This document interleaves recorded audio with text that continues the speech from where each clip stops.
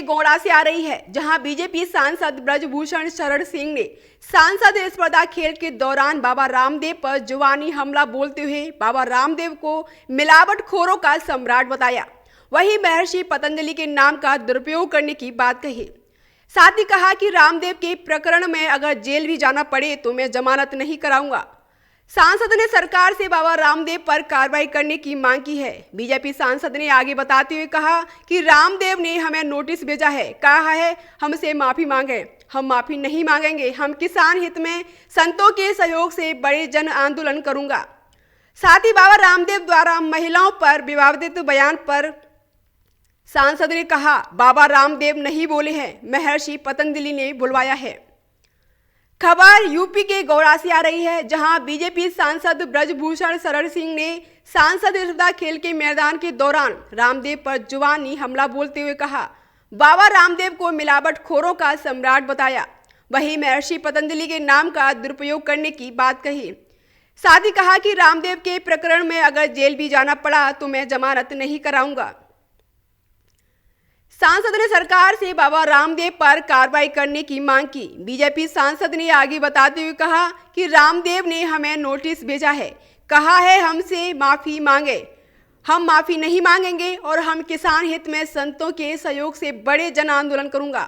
साथ ही बाबा रामदेव द्वारा महिलाओं पर विवादित बयान पर सांसद ने कहा बाबा रामदेव नहीं बोले हैं, महर्षि पतंजलि ने बुलवाया है। खबर यूपी के गोड़ा से आ रही है, जहां बीजेपी सांसद ब्रजभूषण शरण सिंह ने सांसद स्पर्धा खेल के दौरान बाबा रामदेव पर जुबानी हमला बोलते हुए बाबा रामदेव को मिलावटखोरों का सम्राट बताया।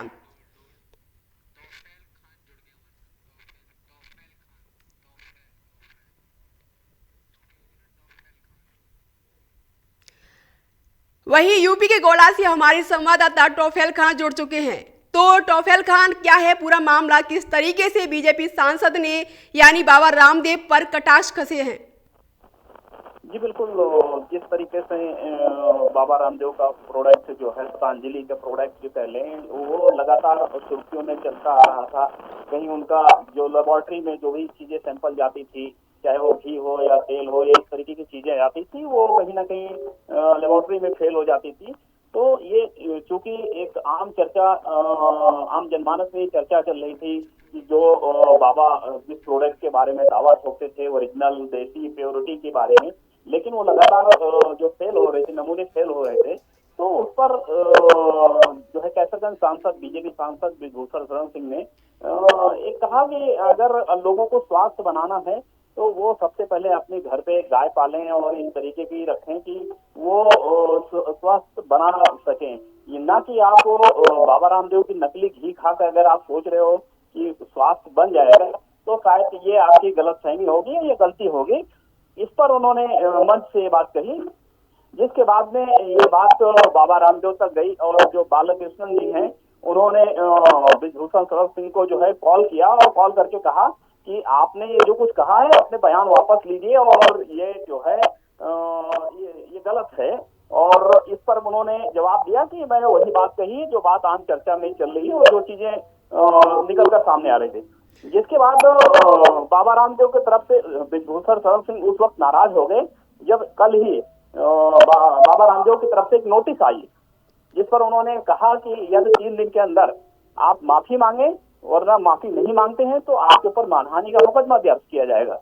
जिसको लेकर आज बीजेपी सांसद ब्रजभूषण शरण सिंह काफी नाराज दिखे और उन्होंने मोर्चा खोलने का भी ऐलान कर दिया कि वो प्रोडक्ट ही नहीं बल्कि वो जितने भी इस तरीके की जो भी खाद्य सामग्री मिलावट की जा रही है उसके जो है साम्राज्य बता दिया।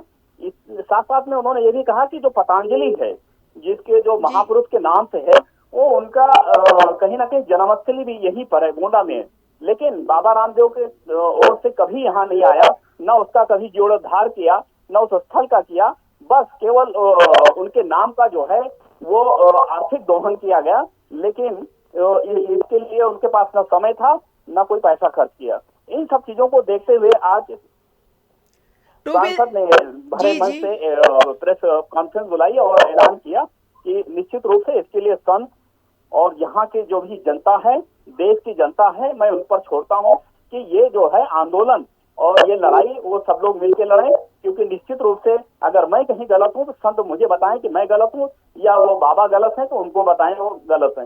लेकिन जिस अंदाज में आज उन्होंने जिस नाराजगी के साथ उन्होंने कहा, वो ये साफ तौर से दिखाई देता है कि आने वाला दिन आर पार की लड़ाई के रूप में होगा। जी टोबिल खान जी, आपका बहुत बहुत धन्यवाद जानकारी देने के लिए। देखिए, आप लोग अवगत होंगे कि एक प्रकरण जो स्वतः निकला बाबा रामदेव के नकली घी का और महर्षि पातंजलि के नाम के दुरुपयोग का, वो बात लगता है थोड़ी आगे बढ़ गई, और इसीलिए बाबा जी के तरफ से हमें एक नोटिस आया है। नोटिस ये है कि 3 दिन के अंदर मैं विज्ञापन के माध्यम से, मीडिया के माध्यम से, या जो भी माध्यम होते हैं